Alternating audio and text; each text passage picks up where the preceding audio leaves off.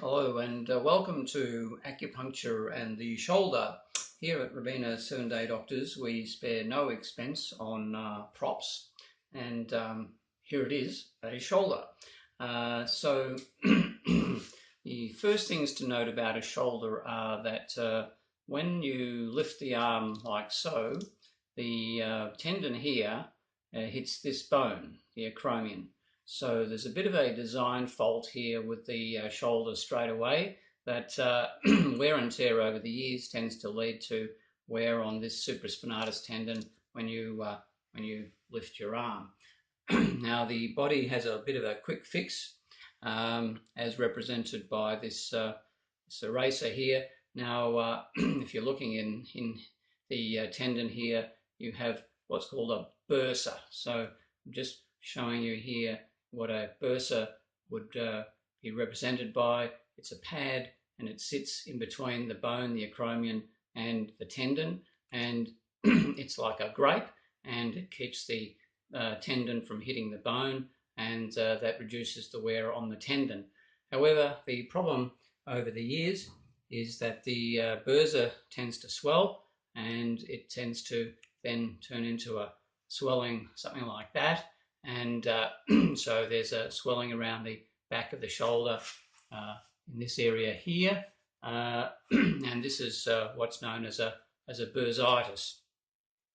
Now, bursitis is something which occurs very commonly over the age of 45 or so, and it's an inflammation of the bursa. Now, the bursa, once it becomes inflamed, becomes sore. Now, we get back to the first principles here. Why do we have pain? It's the way that the body communicates with us, and it tells us that, hey, there's damage here, we need to rest, we need to give the body some time to recuperate and regenerate.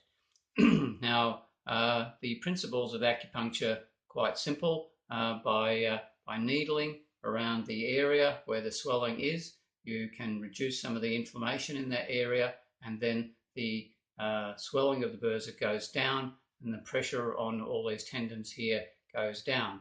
So when the bursa is swollen, it presses on these tendons here, which are known as the rotator cuff, and therefore the tendons become inflamed as well, and so you get a tendinitis. So that's what is the typical cause of pain in shoulders. It's a bursitis and an associated rotator cuff tendinitis.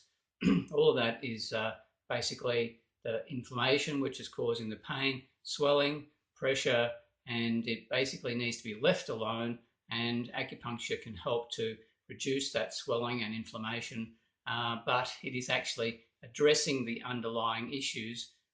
It's not just masking it.